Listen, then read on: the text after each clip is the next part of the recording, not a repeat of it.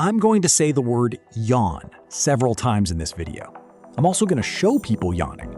And there's a reasonable chance that at some point in the next 5 minutes, you're going to yawn too. Even if you're not tired, even if you don't want to, you won't be able to help it. That's the interesting part. Your body will do something you didn't choose, triggered by something you watched, and nobody fully agrees on why. The explanation most people have heard is that yawning is your body getting more oxygen into the bloodstream. You're tired, your breathing has become shallow, CO2 builds up, and yawning is the correction, a deep breath that rebalances the gases. Makes sense. Sounds plausible. It's also not supported by the evidence. Studies going back to the 1980s tested this directly. Participants breathing pure oxygen yawned just as often as those breathing normal air. Breathing extra CO2 didn't increase yawning either. The gas exchange theory, while intuitive, doesn't hold up. So if yawning isn't about oxygen, what is it about? The answer is stranger, and in some ways more interesting than a breathing reflex. In 2007, a researcher at the University of Albany named Andrew Gallup proposed a different explanation. Yawning, he argued, is a brain cooling mechanism. Your brain operates best within a narrow temperature range. When it starts to overheat, from fatigue, from waking up, from going to sleep, yawning stretches the jaw and face, which increases blood flow. The deep inhale brings cooler air into the nasal passages. Both of these things cool the brain, slightly but measurably.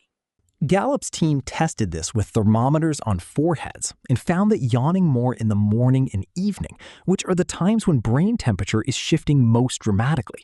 And this is the detail I find oddly compelling. People yawn more in warm environments than cool ones.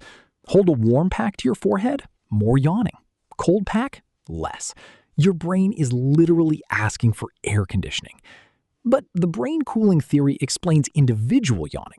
It doesn't explain why yawning is contagious. Why does watching someone else yawn, or even reading the word yawn, trigger a yawn in you? That's a completely different question, and the answer seems to involve mirror neurons.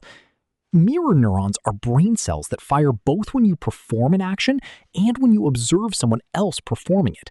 They're part of the neural basis for empathy, the mechanism that lets you feel a version of what other people feel. When you see someone in pain and you wince, that's mirror neurons.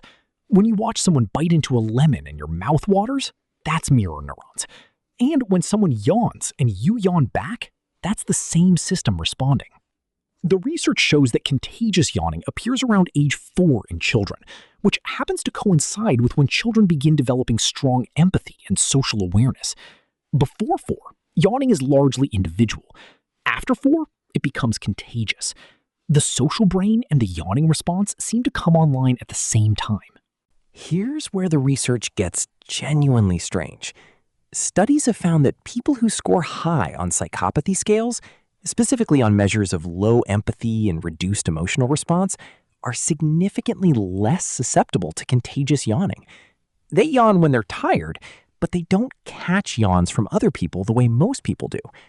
The mirror neuron system, or whatever underlies contagious yawning, seems to be less active in them. Now, the flip side. Dogs catch yawns from their owners, specifically from their owners, more than from strangers. Chimpanzees catch yawns from chimps they're bonded with. Even some birds have been observed catching yawns from flockmates. Contagious yawning, it seems, is a marker of social bonding. The closer you feel to someone, the more likely you are to catch their yawn. If you've ever yawned because someone next to you yawned, that wasn't rudeness. That was empathy. A really, really old form of it. The next time someone yawns near you and you notice and yawn too, you just demonstrated that your empathy system is working. Your brain noticed someone else's state and synchronized with it, automatically, in real time, through your jaw. That is, when you think about it, a remarkable thing for a body to do. We just never thought to call it that.